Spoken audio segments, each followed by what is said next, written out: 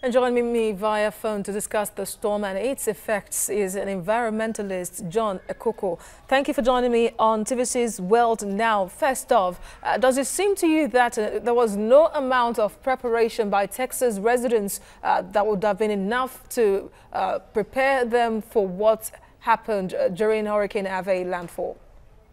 Yeah, thank you. The first thing I want to bring out is that Texas, and Houston particularly, behaved like a third world.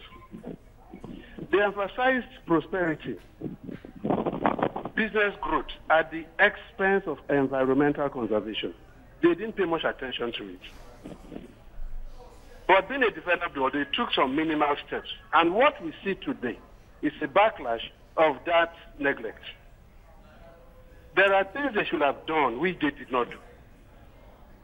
So, over the long term, basic regulatory requirements were skipped for business convenience, and it has backlashed to them. So, yes, the question is there were basic preparations they could have made, which they failed to make. And these are features that are common more in the developing countries. But fortunately, being an advanced world, there are certain minimums that will be insisted upon, and that is what is saving Houston, as I may call it. I'm sure you also heard that the levees gave way, because the flood had come before, it was mild, and it was receding, but by the time the levees gave way, it came back with a greater force, and now caused a much bigger damage. So that is what I want to say to that. Okay, so what should be the next steps now for Texas and, of course, Louisiana, which experienced its own form of a hurricane yesterday? Yes. The first thing about the environment is that you can't have a one-stop approach or a one-direction approach, right? The walls have to be built up again. Now, apart from the walls being built up, of course, they have to face their tree planting again. Also, they need to check the level of pollution from their industries. And they have to go back to their town planning laws again to ensure total compliance. Why? We believe as environmentalists that the floods are the best sign so far of the impact of climate change. I'll explain very briefly like this. The water temperature is much higher now. You know, when a storm comes, usually it builds on the wind and the temperature. And as it gets towards land, because the temperature reduces, it reduces the speed. And of course, we call it a wind shear. It breaks the speed of the wind. But when the temperature is higher, as it gets close to shore, the speed increases. And by the same token, the amount of, damage it causes also does what? Multiplies geometrically. But the four things I named before, if they were done, okay, it would have checkmated the speed of the storm, all right, as it approached the land. Okay, John, but do you think Texas will be able to make any meaningful change, knowing that the president of the country, Donald Trump, doesn't really believe so much in climate change and the preservation of the environment like the previous president? This is a wake-up call to Donald Trump. I will put it this way. We have to go beyond long sentences. Nature is telling Donald Trump that he has to do something about climate change. And how do I explain it very briefly?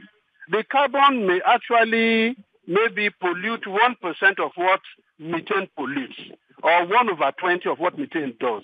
But the issue is that the carbon itself is what causes the temperature to go up, which melts the ice, which now releases the methane that causes the bigger damage. Are you with me? Yes, I'm listening. The glacier melting is the actual cause of this flooding. But what the glaciers have been there, the pollution on the land actually increased the temperature that melted the glaciers. When they melt, they raise sea level, they raise a lot of methane released into the atmosphere. This methane goes there, does what? Depletes ozone layer, and does what? Stores these toxins and pollutants in, like I said, 20 times what the carbon can do.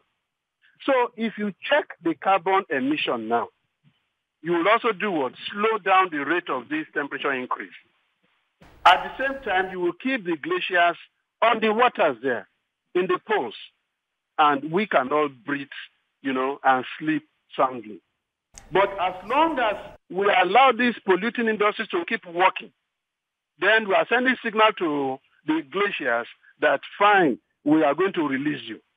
And I'm telling you that this is adjudged the worst disaster in America so far. Because they were saying, okay, 2005, it wasn't as bad as this, 1835 and all that. But you see, it went and came back. It hasn't happened like that before. All right. And it came back with a higher ferocity. That is the problem with they are facing, because the first time maybe only one person died. But the second time now they are recording 37 deaths as a whole. For America, an advanced country, the leading country in the world, that's a big disaster. Look at Mumbai. 1,200 died suddenly.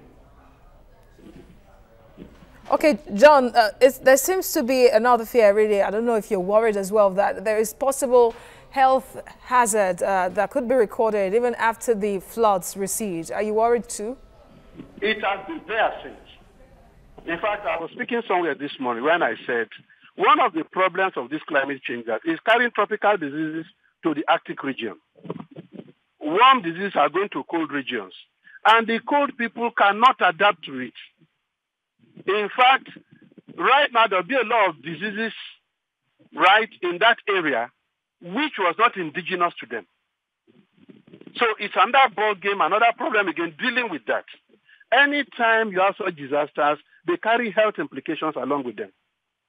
It has been there. The Arctic region, there are some sicknesses peculiar to the tropics, and which can be treated easily here. But when they get transported, because of the climate change effect, to the cold regions, you find out that the effect they exercise is much more severe. And because they are not used to it there, they are even confused as to what it actually is. It's going to happen because of this, heavy flood also. All right, thank you for your analysis on The World Now. John Ekoko, you're an environmentalist. Thank you for joining us. Thank you. I appreciate you. And stay with us on The World Now. We're going on a short break and return.